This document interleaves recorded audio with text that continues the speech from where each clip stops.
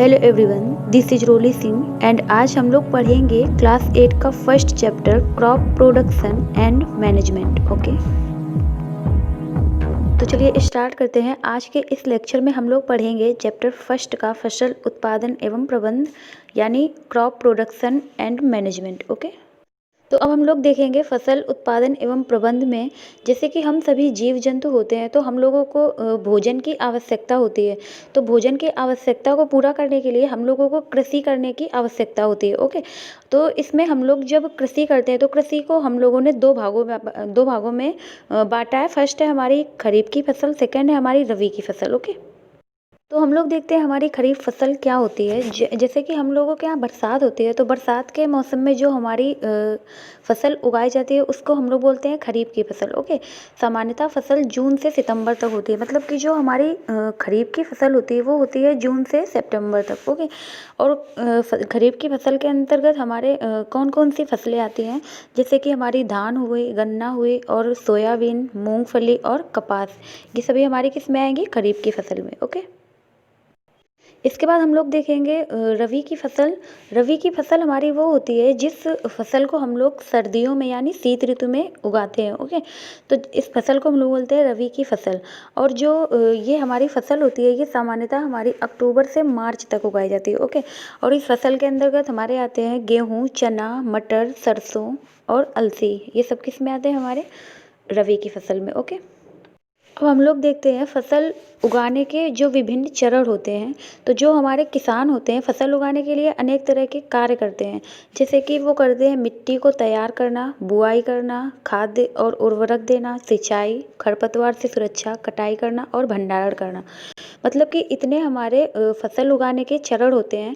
पहले स्टार्टिंग में हम लोगों को फसल उगाने के लिए मिट्टी तैयार करनी पड़ती है, उसके बाद हम लोग बीज की बुआई करते हैं, इसके बाद हम लोग खाद या उर्वरक का यूज करते हैं, फिर सिंचाई करते हैं, फिर उसके बाद हम लोग खरपतवार से सुरक्षा करते हैं, इसके बाद कटाई, इसके बाद भंडारण। ओके, तो अब हम लोग देखते हैं कि जो हमारे किसान होते हैं वो मिट्टी को कैसे तैयार करते हैं। तो फसल उगाने के लिए पहले मिट्टी तैयार की जाती है, उसके बाद मिट्टी तैयार करने के लिए जो किसान होते हैं वो हल चलाकर मिट्टी को उलटते पलटते हैं। मतलब कि जो मिट्टी होती है हमारी उसमें हल चलाया जाता है, फिर इसको उलट पलट दिया जाता है। ओके, और उसको कैसा बनाया जाता है? सॉफ्ट बनाया जाता है, जिससे जिसे हम लोग क्या बोलते हैं? जुताई बोलते हैं। ओके, ऐसा करने से मिट्टी ढीली हो जाती है और पौधे की जड़ें जो होती है वो आसानी से गहराई तक पहुंच सकती हैं। मतलब कि जो हमारे पौधे की जड़ें होती हैं वो आसानी से गहराई में जा सकती हैं जब हमारी मिट्टी सॉफ्ट होगी और उसमें ऑक्सीजन भी अच्छे से जाएगी, तो जो हमारा पौधा होगा वो हमारा अच्छे से तैयार होगा। ओके, और जो हमारी पोली या सॉफ्ट मिट्टी होती है उसमें हमारे केंचुए और सूक्ष्म जीव आसानी से वृद्धि कर सकते हैं। मतलब कि जब मिट्टी सॉफ्ट होगी तो उसमें जो हमारे केंचुए होते हैं और जो सूक्ष्म जीव होते हैं वो आसानी से वृद्धि करते हैं, और जो केंचुए और सूक्ष्म जीव होते हैं वो फसल को फ़ायदा पहुंचाते हैं। और जो हमारे केंचुआ होता है उसको हम लोग किसान का मित्र भी बोलते हैं, क्योंकि जो मिट्टी तैयार करने के लिए जो प्रमुख औजार होते हैं वो होते हैं हमारे हल, कुदाली और कल्टीवेटर। मतलब कि मिट्टी जब तैयार की जाती है तो उसके लिए कुछ औजार होते हैं, जैसे कि हमारे हल, कुदाली और कल्टीवेटर। ओके, और किसान का मित्र हम लोग केंचुआ को इसलिए बोलते हैं क्योंकि वो मिट्टी में रहता है, तो मिट्टी को सॉफ्ट बनाता है जिससे हमारी ऑक्सीजन मिट्टी में अच्छे से जा सकती है। ओके, सेकेंड हमारी होगी बुआई। बुआई के लिए हम लोगों को बीजों की आवश्यकता होती है। ओके, जो बीज होते हैं हमारे, तो बीजों को अच्छी किस्म से साफ व स्वस्थ बीजों का चयन करना चाहिए। मतलब कि हम लोगों को बुआई करते समय साफ हुआ अच्छे बीज यूज करने चाहिए। ओके, जो अच्छे और स्वस्थ बीज होते हैं और जो हमारे खराब या क्षतिग्रस्त बीज होते हैं उनको अलग कैसे किया जा सकता है? तो जैसे कि हम लोगों के यहाँ पानी होता है, तो पानी में छोड़ देने पर जो अच्छे और स्वस्थ बीज होते हैं वो भारी होने के कारण तली में चले जाते हैं। मतलब कि जब हम लोग जैसे कि कुछ धुलते हैं तो जो उसमें ख़राब चीज़ें होती है वो ऊपर आ जाते हैं, और जो अच्छा होता है वो नीचे बैठ जाता है। तो जो हमारे बीज होते हैं, जो अच्छे बीज होते हैं वो नीचे तली में बैठ जाएंगे, और जो ख़राब बीज होंगे, मतलब हल्के बीज हो गए होंगे, वो हमारे पानी में ऊपर आ जाएंगे। ऐसे जो खोखले और हल्के बीज होंगे वो पानी में ऊपर आ जाएंगे जब, तो हम लोग जो क्षतिग्रस्त बीज होंगे उनको अलग कर देंगे। ओके। इसके बाद जो हमारी बुआई का परंपरागत औजार होता है वो होता है हमारा कीप। ओके। और जो हमारी बुआई होती है वो हाथों से भी की जा सकती है। जो हमारे किसान होते हैं गांव में वो हाथों से भी बुआई करते हैं। आजकल बुआई के लिए सीड ड्रिल का उपयोग किया जा रहा है। मतलब कि जो आजकल सीड ड्रिल है उसको हम लोग ट्रैक्टर द्वारा संचालित करते हैं। मतलब कि ट्रैक्टर द्वारा उसमें सीड ड्रिल लगाकर उससे बीजों की बुआई की जाती है। ओके। इसके बाद जो हमारे बीज बोने के टाइम पे कुछ सावधानियां बरतनी चाहिए। जैसे कि बीज बोते समय जो उनकी दूरी होती है वो उचित होनी चाहिए। मतलब कि बीजों को ज़्यादा पास पास में नहीं बोना चाहिए। और जो हमारी बीजों की गहराई होती है तो बीजों को उचित गहराई पर बोना चाहिए। मतलब कि बीजों को ना ही ज़्यादा ऊपर डालना चाहिए और ना ही ज़्यादा अंदर, क्योंकि अगर ज़्यादा ऊपर होगा तो पानी में बह जाएगा और अगर ज़्यादा अंदर चला जाएगा तो उसको ऑक्सीजन नहीं मिलेगी तो वो उगेगा ही नहीं। ओके। इसके बाद हम लोग देखते हैं खाद्य और उर्वरक, यानी मैनर एंड फर्टिलाइजर। ओके। तो जो हम लोग फसलें लगातार उगाते रहते हैं तो जो मिट्टी के पोषक तत्व होते हैं उनमें कमी हो जाती है। तो इसके लिए हम लोगों को यूज करना पड़ता है खाद्य और उर्वरक। ओके। अब हम लोग देखते हैं हमारी खाद्य क्या होती है।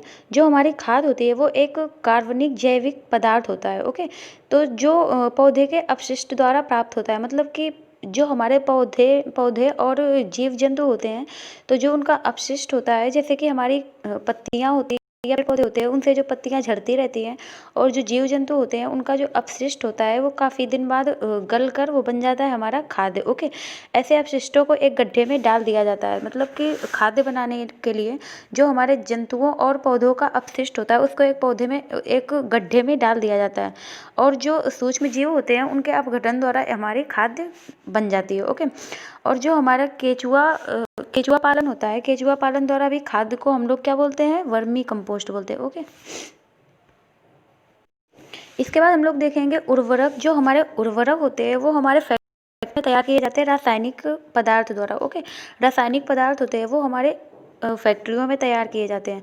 और जो हमारे उर्वरक होते हैं वो होते हैं जैसे कि हमारा urea, ammonium sulphate, super phosphate, potash, NPK, हम लोग इसी को बोलते हैं नाइट्रोजन, फास्फोरस और पोटेशियम को। ओके। इसके बाद जो हमारा उर्वरक होता है वो अत्यधिक उपयोग करने पर मिट्टी की उर्वरकता जो होती है वो हमारी कम हो जाती है। यह जल और मिट्टी को प्रदूषित करती है। मतलब कि जो हमारे उर्वरक होते हैं वो हमारे मिट्टी और जल को भी प्रदूषित करते हैं ज़्यादा मात्रा में यूज करने पर। ओके। इसके बाद अब हम लोग देखेंगे खाद्य और उर्वरक में डिफरेंस। ओके। इसके जो हमारी खाद्य होती है वो प्राकृतिक होती है, जो गोबर एवं पौधे के अवशेष के विघटन द्वारा प्राप्त होती है। मतलब कि जो हमारी खाद्य होती है वो एक तरीके से प्राकृतिक होती है, और गोबर और जो पौधे के अवशेष होते हैं उसके विघटन से प्राप्त होती है। और जो हमारे उर्वरक होते हैं वो हमारे मानव निर्मित रसायन होते हैं। ओके। जो हमारी खाद्य होती है वो किसान अपने खेतों में बनाते हैं, और जो हमारे उर्वरक होते हैं उर्वरक का उत्पादन फैक्ट्रियों में किया जाता है। ओके। इसके बाद जो हमारी खाद्य होती है, खाद्य से मिट्टी को प्रचुर मात्रा में ह्यूमस प्राप्त होता है। जो खाद्य हम लोग बनाते हैं खेतों में उससे हमारी मिट्टी को प्रचुर मात्रा में ह्यूमस प्राप्त होता है, और जो हमारे उर्वरक होते हैं उनसे हमारी मिट्टी को ह्यूमस नहीं मिलता है। ओके। और जो हमारी खाद्य होती है तुलनात्मक रूप से कम पोषक तत्व होते हैं। मतलब कि उर्वरक की अपेक्षा जो हमारे खाद में होते हैं वो पोषक तत्व तो कम होते हैं, लेकिन आराम से काम करते हैं, लेकिन अच्छा कार्य करते हैं। और जो हमारे उर्वरक होते हैं वो हमारे काम तो बहुत जल्दी करते हैं, लेकिन नुकसान भी काफ़ी ज़्यादा पहुंचाते हैं। जो हमारे उर्वरक होते हैं इनमें नाइट्रोजन, फास्फोरस और पोटेशियम की प्रचुर मात्रा होती है। ओके। और जो हमारे खाद होते हैं वो हमारे किसानों को सस्ते मिलते हैं, और जो उर्वरक होते हैं वो काफ़ी महंगे मिलते हैं। इसके बाद हम लोग देखेंगे खाद के हमारे लाभ क्या होते हैं। मिट्टी की जल धारण क्षमता में वृद्धि करना। मतलब कि जो मिट्टी होती है उसमें जल धारण की क्षमता बढ़ती है, और जो मिट्टी होती है वो भुरभुरी एवं सरंध्र हो जाती है। मतलब कि जैसे कि जिसमें हमारे पौधे अच्छे से उग सकते हैं तो मिट्टी हमारी भुरभुरी एवं सरंध्र हो जाती है। मिट्टी में लाभदायक जीवाणुओं की संख्या में वृद्धि होती है। जब हम लोग खाद का यूज करते हैं तो हमारे जो मिट्टी के लिए जीवाणु लाभदायक होते हैं उनकी संख्या में भी वृद्धि होती है, और जो हमारी मिट्टी की संरचना होती है उसमें क्या होता है, सुधार होता है। ओके। अब हम लोग देखेंगे सिंचाई। जो हमारी कृषि होती है उसमें हम लोगों को निश्चित अंतराल पर खेत में जल देना और सिंचाई करना हम लोग क्या बोलते हैं उसको, सिंचाई बोलते हैं। ओके, जो हमारे सिंचाई के प्रमुख स्रोत होते हैं वो होते हैं कुआं, तालाब, नदियाँ, बांध और नहर। ओके, जो हमारी सिंचाई के पारंपरिक तरीका है वो पारंपरिक तरीका मतलब कि अलग अलग तरीके से जगहों में किया जाता है, जैसे कि मोट यानी घिरनी, चैन पंप, ढेकली और रहट उत्तोलक तंत्र, इससे हमारी क्या की जाती है, सिंचाई की जाती है। ओके, इसके बाद जो हमारी सिंचाई की आधुनिक विधियां हैं वो हैं दो। फर्स्ट है हमारी छिड़काव सिंचाई यानी स्प्रिंकलर सिस्टम, और सेकंड है हमारी ड्रिप सिंचाई यानी ड्रिप सिस्टम। ओके, जो हमारी हमारी छिड़काव से सिंचाई होती है वो कैसे होती है, इस विधि में ऊर्ध्व पाइपों के ऊपरी सिरों में नोजल लगे होते हैं। मतलब कि जो पाइप होते हैं उनके ऊपरी सिरों में नोजल लगे होते हैं, इससे पानी का छिड़काव होता है जैसे कि वर्षा हो रही हो। ओके, जो हमारी ड्रिप सिंचाई होती है इस विधि में जल होता है पाइपों के जरिए बूंद बूंद करके सीधे पौधों की जड़ों में गिरता है। मतलब कि पाइप लगे हुए होते हैं खेतों में, तो उनसे जो जल होता है वो बूंद बूंद करके सीधे पौधों की जड़ों में जाता है। इससे हम ये सिंचाई हमारी जिन स्थानों में पानी कम होता है उन स्थानों में हमारी ड्रिप सिंचाई अच्छे से की जाती है, और इस तरह से जल हमारा जो होता है बिल्कुल व्यर्थ नहीं होता है ड्रिप सिंचाई में।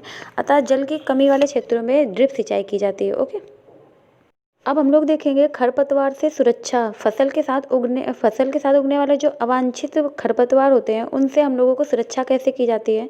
तो खरपतवार को हटाने के लिए हम लोगों को निराई यानी वीडिंग कहते हैं। जो निराई करते हैं उसको हम लोग वीडिंग कहते हैं, मतलब कि जो खरपतवार होते हैं उनको हटाने को। ओके, जो निराई का कार्य होता है वो खुरपी या हैरो की सहायता से किया जाता है।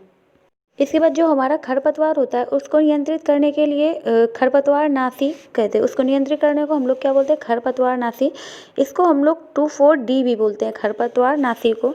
और खेतों में जो इसका छिड़काव होता है इसको करने पर जो खरपतवार पौधे होते हैं वो मर जाते हैं, तो हमारी फसल जो होती है उसको हानि नहीं होती है। ओके, इसके बाद अब हम लोग देखेंगे कटाई। हमारे देश में छोटे किसान दरांती की सहायता से फसलों को काटते हैं। मतलब कि जो छोटे किसान होते हैं हम लोगों के गांव में, वो दरांती की सहायता से फसलों को काटते हैं। और जो हार्वेस्टर होता है, एक मशीन है हार्वेस्टर, इसके द्वारा बड़े पैमाने में खेतों की कटाई की जाती है, फसलों की कटाई की जाती है।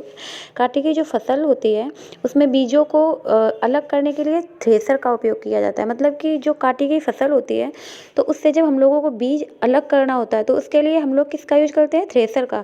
और जो हम लोग जब फसल को काटते हैं उसके लिए हम लोग हार्वेस्टर का यूज करते हैं। ओके, इसके बाद देखते हैं हम लोग जंतुओं से भोजन। पौधे से हमें विभिन्न प्रकार के खाद्य पदार्थ प्राप्त होते हैं। इसी प्रकार जो हमारे जंतु होते हैं उनसे भी हमें बहुत सारे खाद्य पदार्थ प्राप्त होते हैं, जैसे कि हमारा दूध, अंडा, मांस आदि। ओके, इस प्रकार कृषि और पशुपालन हमारे जीवन का मुख्य आधार है। ओके, तो चलिए, thanks for watching this video. Bye bye. Like, share and subscribe कीजिए। Thanks you.